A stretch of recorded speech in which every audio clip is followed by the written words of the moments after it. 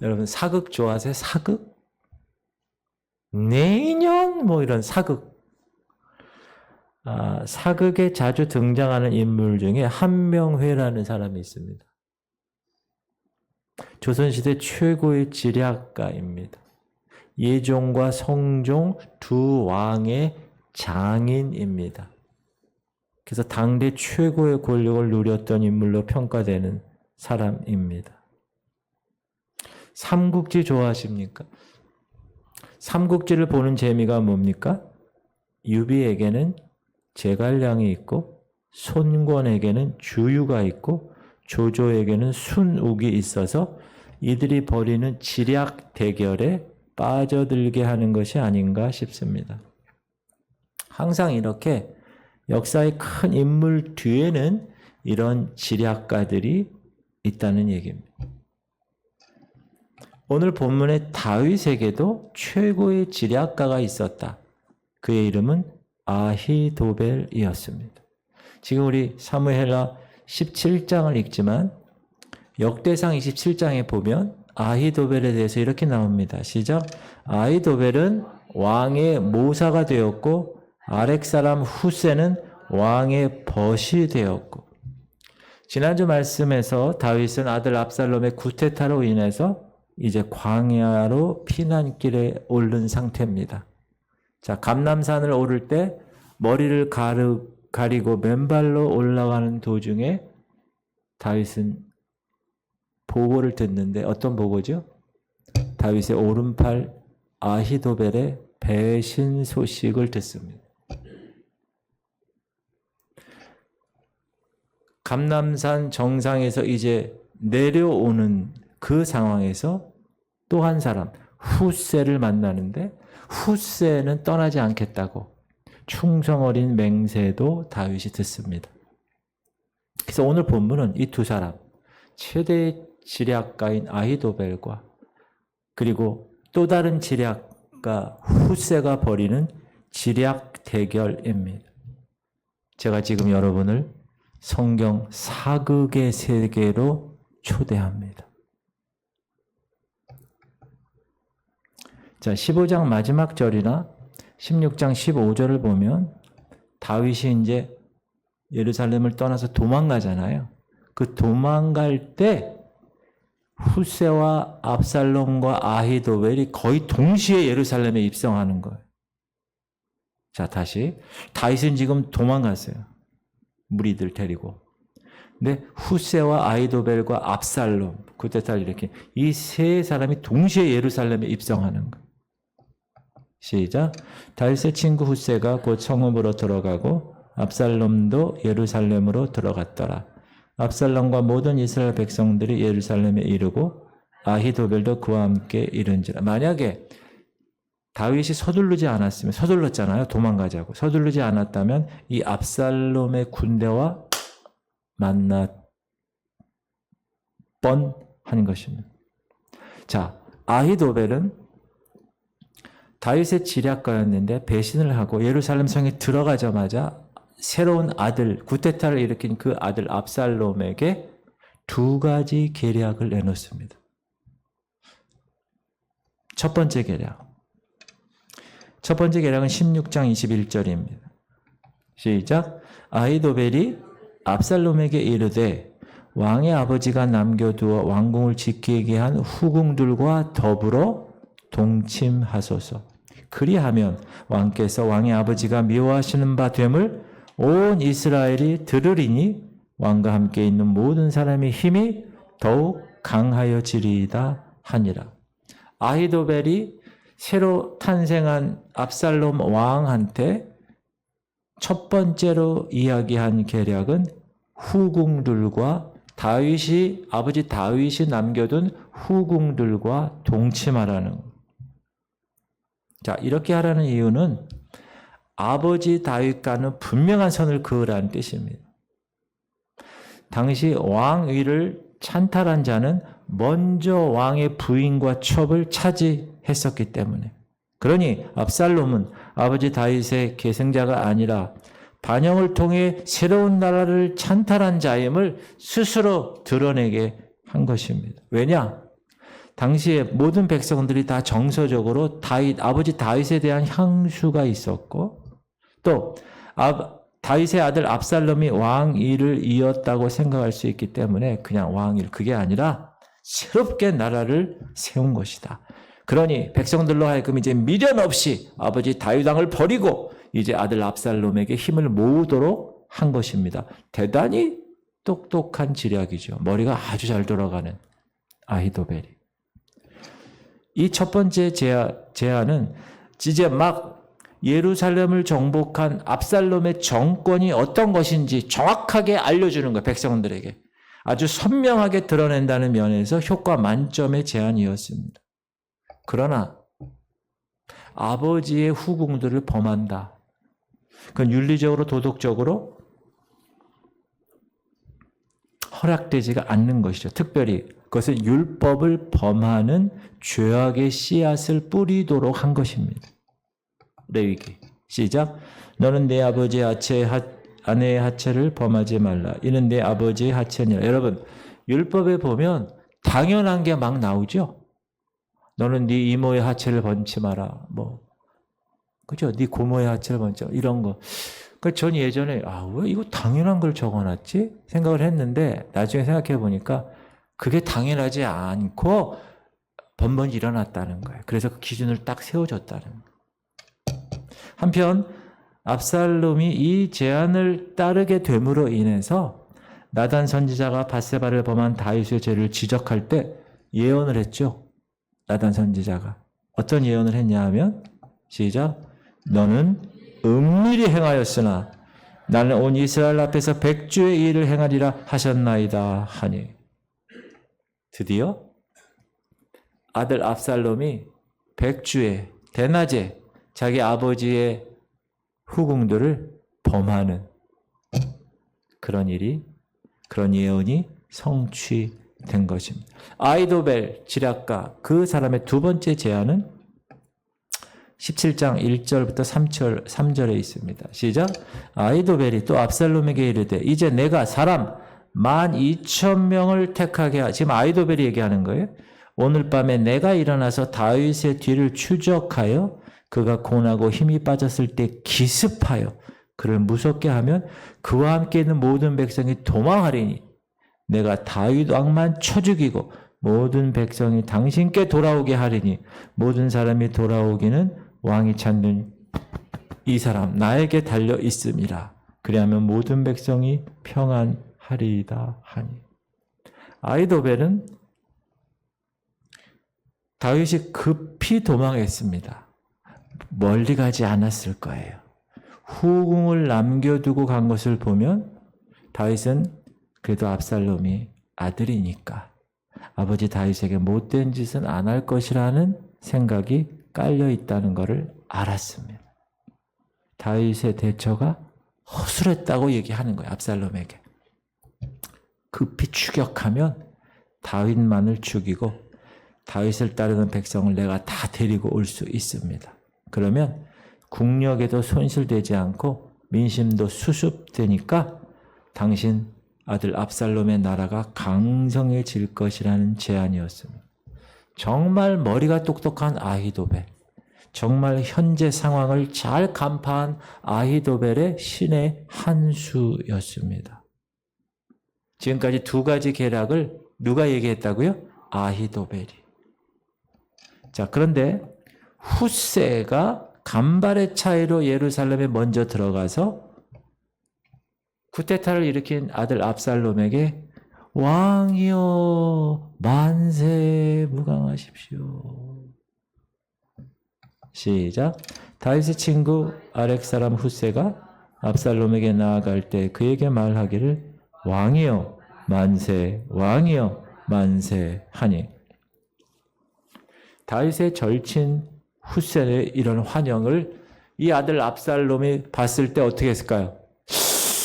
뭔가 냄새가 나는데 의아했습니다. 왜? 훗세는 아버지 다윗과 절친이었거든. 그래서 압살롬은 훗세에게 의심스러운 질문을 던집니다. 그게 17절입니다. 시작.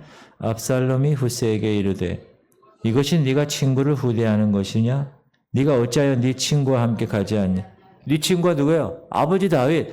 당신 우리 아버지 친구 아니야? 그 아버지가 도망가면 당신 아버지 친구면 당신도 도망가야지. 그 얘기하는 거예요. 어떻게 여기 왔어요?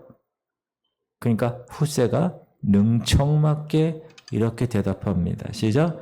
훗새가 압살롬에게 이르되 그러지 아니하니이다. 내가 여호와와 이 백성 모든 이스라엘의 택한 자에게 속하여 그와 함께 있을 것이니이다. 또 내가 이제 누구를 섬기리까? 그의 아들이 아니니까. 내가 전에 왕의 아버지를 섬긴 것 같이 왕을 섬기리이다.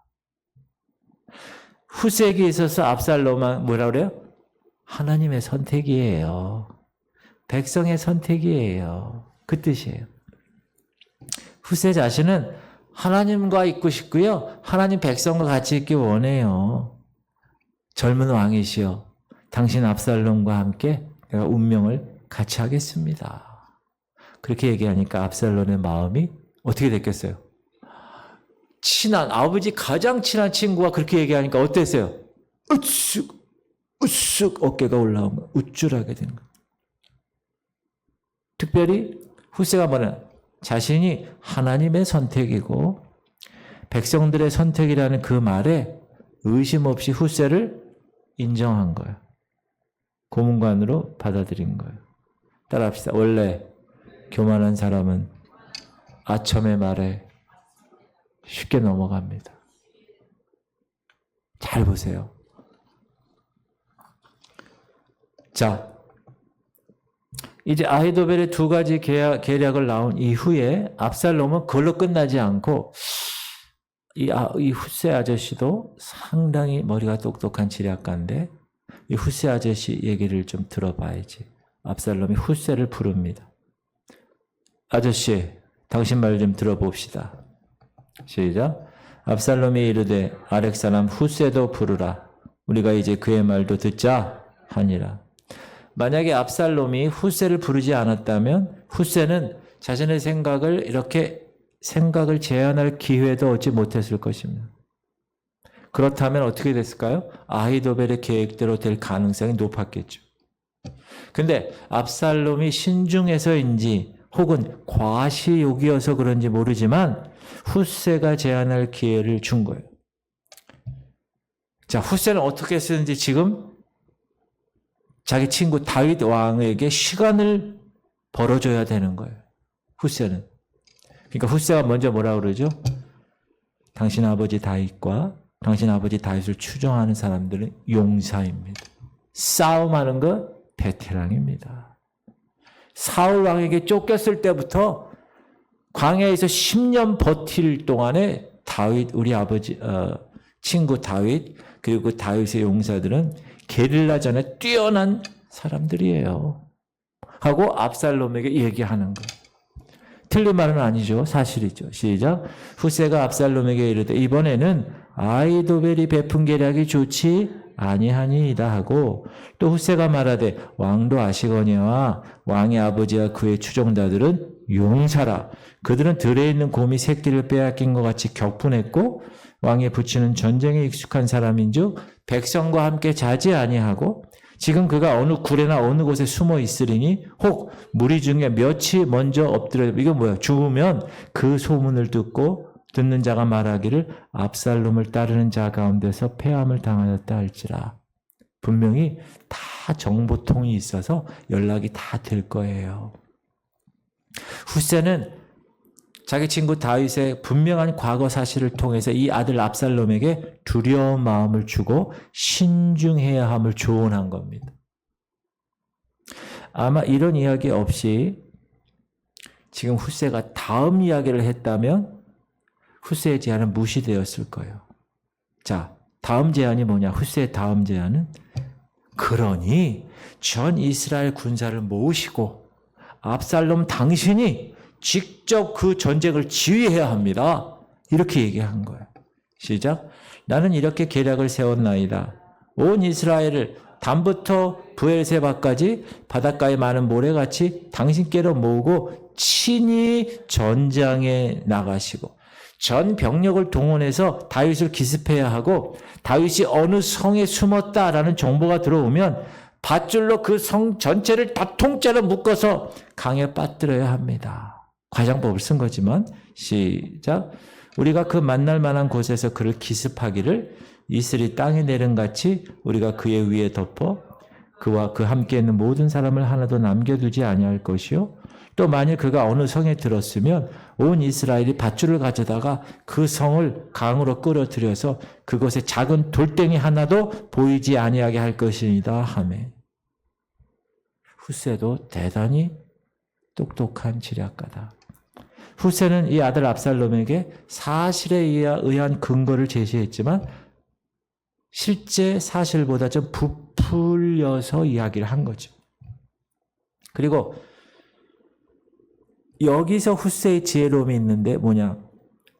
그런 용사 같은 다윗, 아버지 다윗보다 아들 당신, 쿠데타를 일으켜 지금 정권을 잡은 당신이 더 강한 힘을 직접 과시할 수 있는 기회입니다.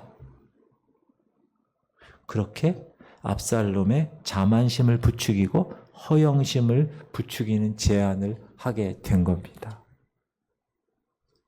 자, 이제 아히도벨의 계략과 훗세의 계략은 도마 위에 올려져 있습니다.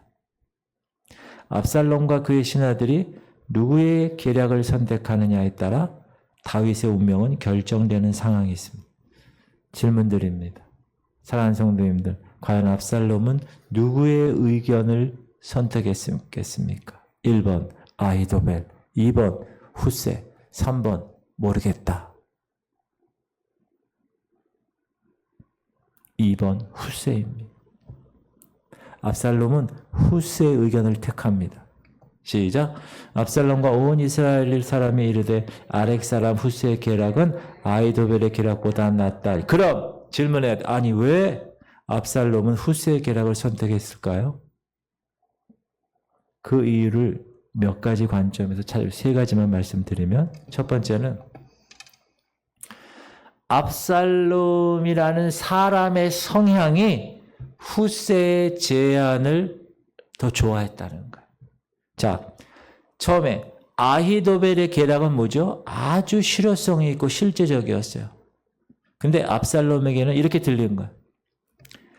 다윗을 죽이는 것은 누워서 식은 죽 먹기입니다.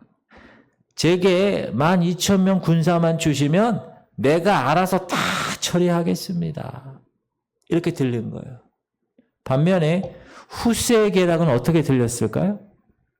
다윗은 거칠고 맹위를 떨치던 자입니다. 이 일은 어려운 일이고 누구도 대신할 수 없습니다. 온 이스라엘을 움직이는 압살롬 당신만이 할 수 있고 당신만이 해야 하는 아주 중요한 일입니다. 압살롬이 들었을 때 나를 드러내기 위한 계략은 훗세의 계략이구나. 그래서 훗세의 계략을 선택한 겁니다. 압살롬의 성향 자체가. 두 번째는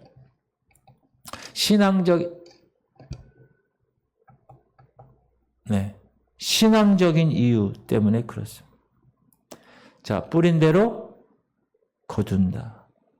도덕적 이유, 신앙적 이유를 찾아볼 수 있는데 아까도 말씀드렸지만 레위기 18장의 율법에 뭐라고 그래요? 자기 아버지의 어머니를 범하지 말라. 율법을 무시하고 아버지의 후궁과 동침한 압살롬은 죄악의 씨앗을 이미 뿌렸기 때문에 죄의 열매를 거둔 겁니다. 잘못된 선택을 통해서.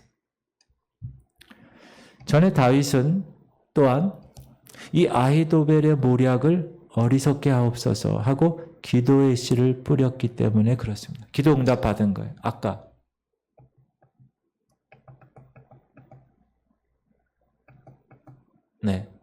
아까 그 말씀이 얼른 도망갔어요.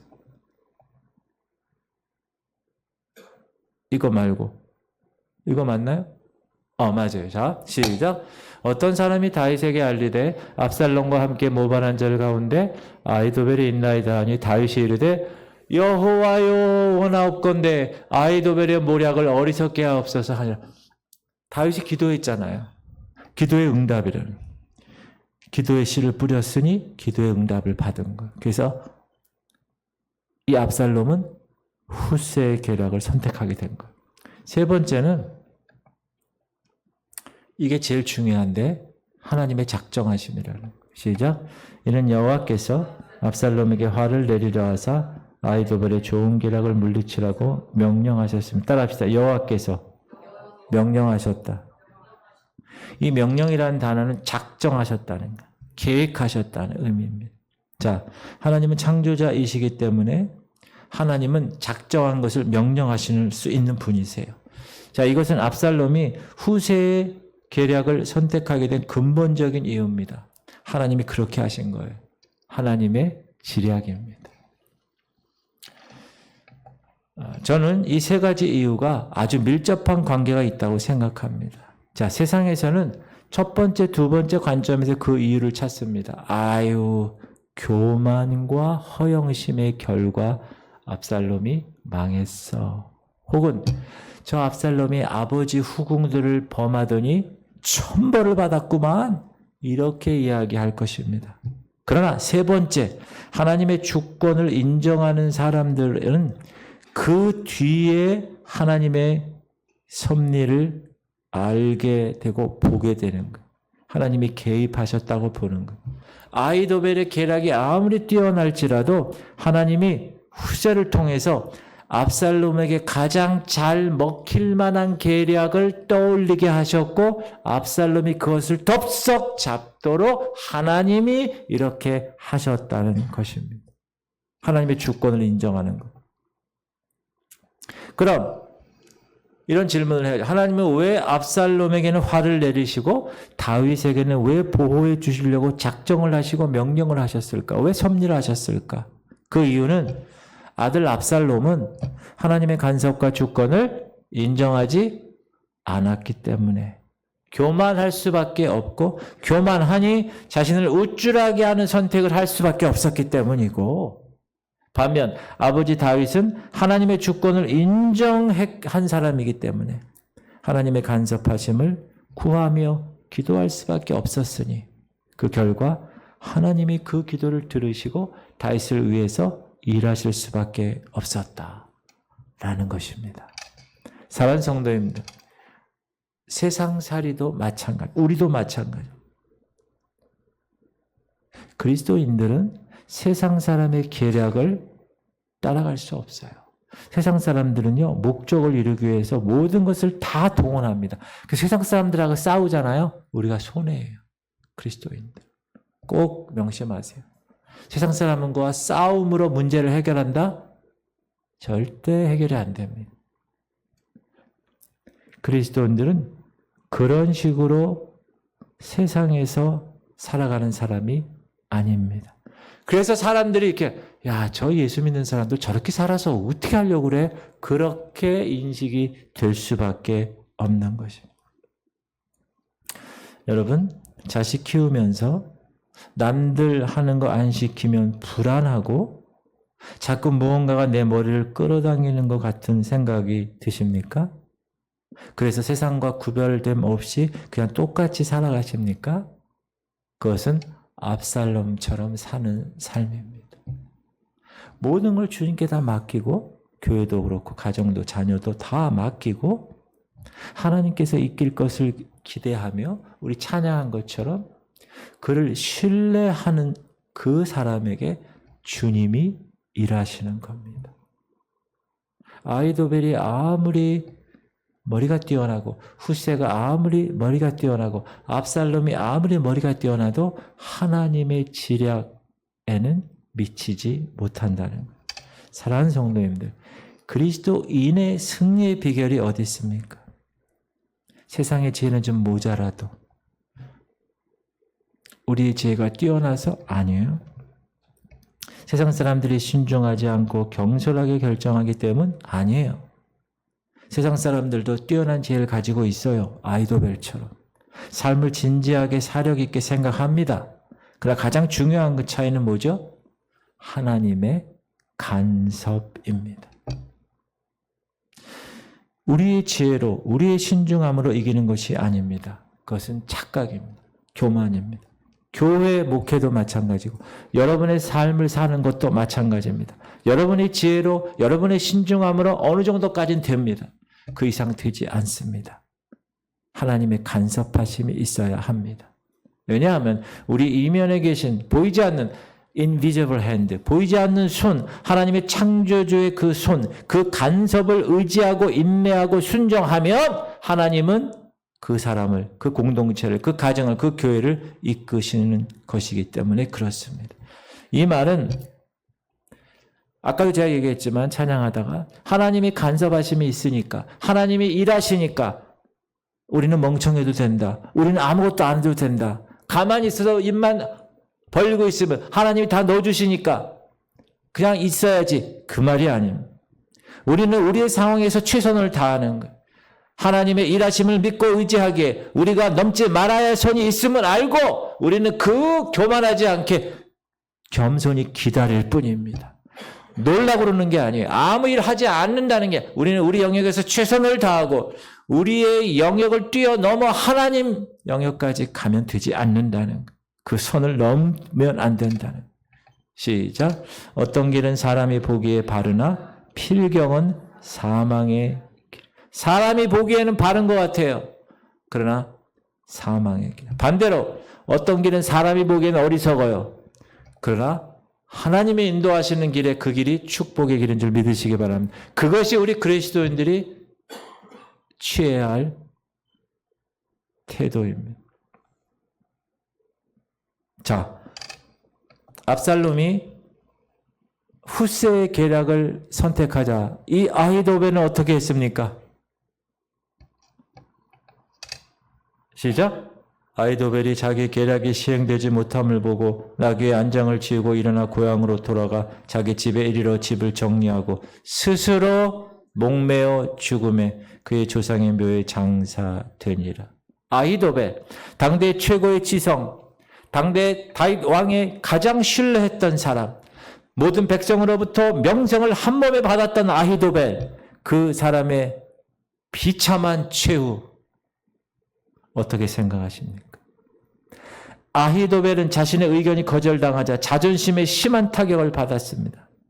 여러분, 자존심이 강한 사람은요, 자기 신의 의견이 거절당하면 어떻게 돼요? 견디지를 못해. 이제 자신은 후세에게도 밀려나서 자신의 자리를 잃었다고 생각했을 것입니다. 또한 아히도벨은 머리가 너무나 뛰어난 사람이었기 때문에 후세의 의견을 따르게 되면 압살롬이 결국 다윗에게 패할 것을 알았습니다. 그래서 자신의 갈 길은 죽음뿐이다 라고 생각했던 것입니다.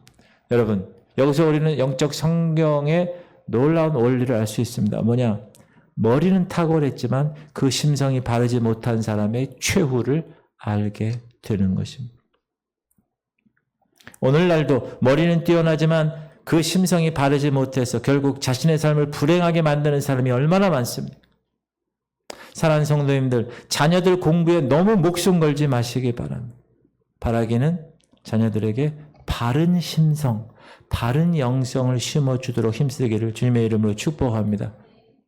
정말 중요한. 이제 여러분들 손자, 손녀지, 이제 나이들이 드셔서. 어떤 사람은 또 이렇게 생각해요.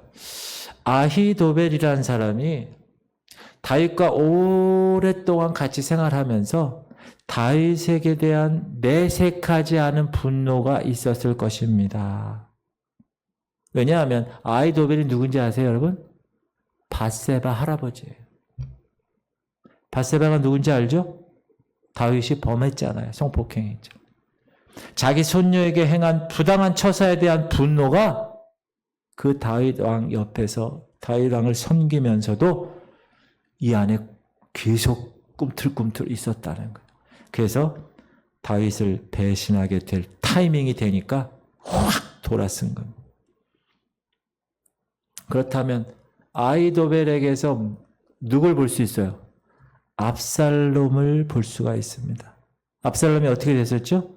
아버지 다윗의 부당함으로 인하여 2년 동안 만나주지도 않고 투명 인간 취급했던, 그로 인해서 분노를 오랫동안 숨기고 키워왔던 아들, 그래서 쿠데타를 일으켜서 반역에 이른 것처럼 아히도벨도 그렇게 한 거죠.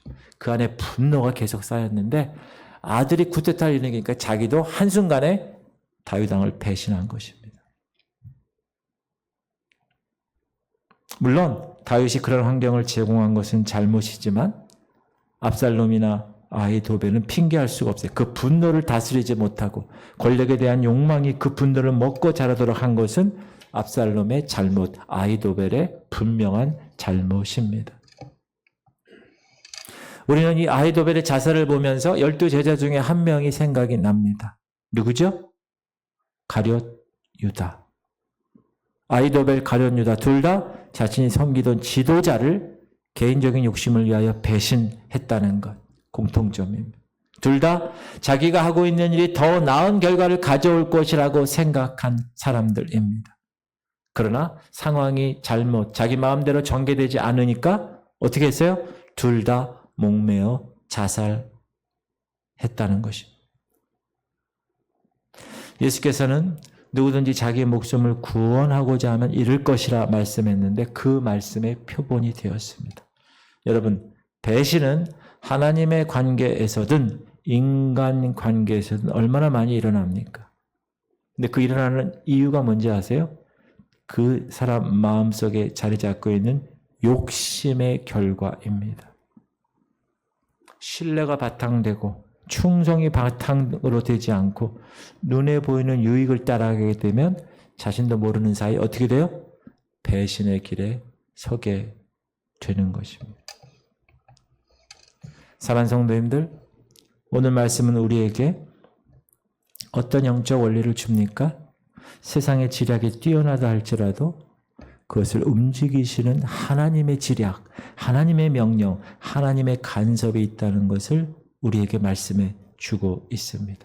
그래서 여러분이 그 하나님의 주권을 인정하고 그 하나님의 주권을 믿고 산다면, 그리고 하나님의 때를 인내하며 기다리고 산다면 끊임없는 세상적인 압박 속에서도 맞설 수 있는 것입니다. 그러나 하나님의 주권을 믿지 않고 자기 욕심과 자기 교만에 이끌려서 잘못된 선택을 하게 되면 이렇게 배신의 길을 가게 되는 것입니다.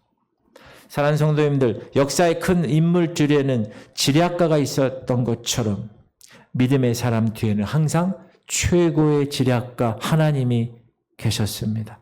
하나님은 창조자이십니다. 하나님의 말씀은 영원하고 권위 있는 능력입니다. 그래서 하나님이 명령하시면 그것에 대항할 세상의 힘은, 세상의 지혜는, 세상의 그 어떤 것은 존재할 수 없습니다. 그러므로 매 순간 하나님을 인정하고 그분을 의지하고 그분을 인내하고 따라가는 지구촌 성도님들 되시기를 주님의 이름으로 축복하며, 우리 주가 이루시네. 이거 찬양 한번 우리 더 하고